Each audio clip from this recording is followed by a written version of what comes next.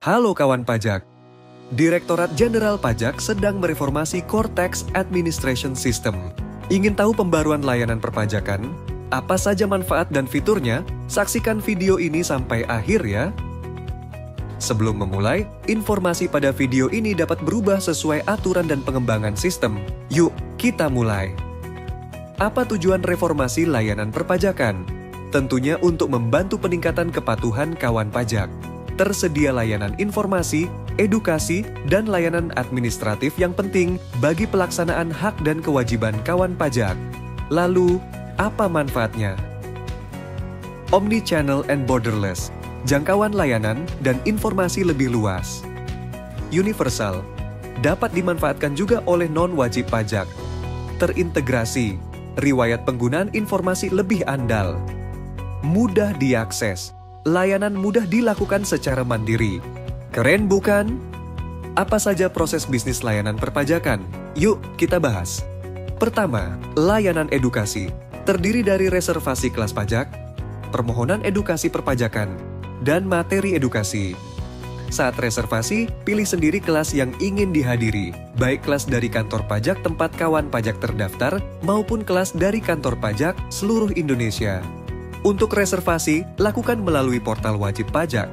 Pilih kelas pajak yang kawan pajak inginkan pada menu kegiatan kelas edukasi. Daftar kelas pajak dapat juga dilihat di www.pajak.go.id. Tidak menemukan kelas yang kawan pajak butuhkan? Silakan ajukan permohonan edukasi perpajakan sesuai kebutuhan kawan pajak. Dengan menu ini, kawan pajak dapat meminta narasumber, moderator, dan panelis dari kantor pajak. Termasuk untuk kegiatan kawan pajak berupa pelatihan atau pendampingan bagi pihak ketiga seperti Business Development Service, serta uji pemeringkatan relawan pajak bagi pihak tertentu. Permohonan edukasi dilakukan lebih mudah melalui portal wajib pajak. Ajukan permohonan pada menu buat permohonan program edukasi.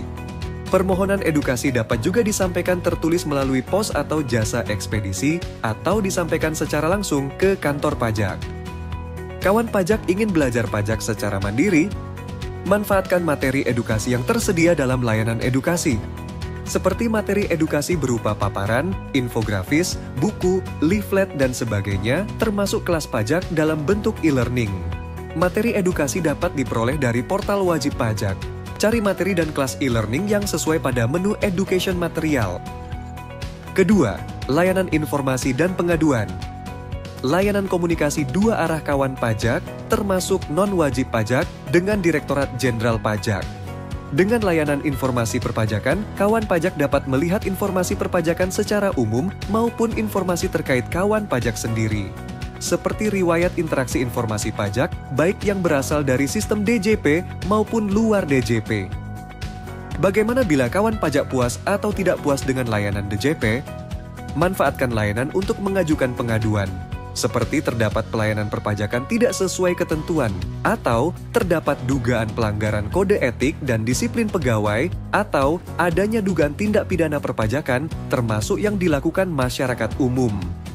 Selain pengaduan, tersedia kanal penyampaian saran, baik terkait perbaikan layanan, fasilitas, dan saran lainnya. Kawan pajak dapat juga menyampaikan penghargaan atau ungkapan terima kasih melalui layanan pengaduan ini.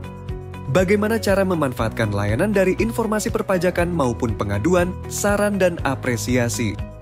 Akses layanan melalui 3C. Klik portal wajib pajak.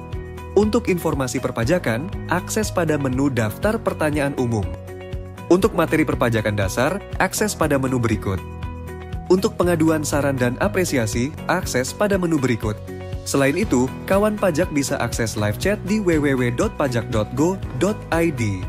Kawan pajak bisa juga langsung ke web pengaduan di pengaduan.pajak.go.id.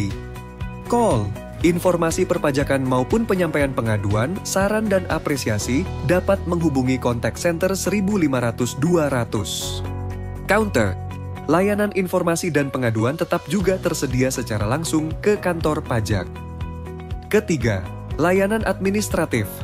Kawan pajak dapat menyelesaikan administrasi pemberitahuan, pengajuan, atau pemrosesan permohonan yang berhubungan dengan fasilitas, perizinan, termasuk permohonan non-keberatan dan keberatan serta layanan lainnya.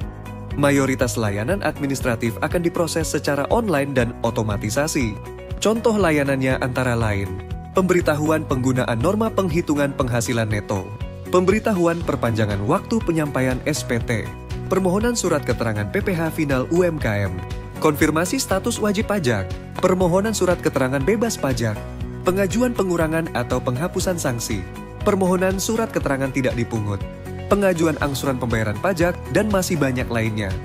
Bagaimana cara kawan pajak memanfaatkan layanan administratif? Akses juga melalui Trisi. Klik portal wajib pajak. Layanan administratif dapat diajukan, dipantau, maupun dilihat hasil, serta riwayatnya pada menu berikut. Call.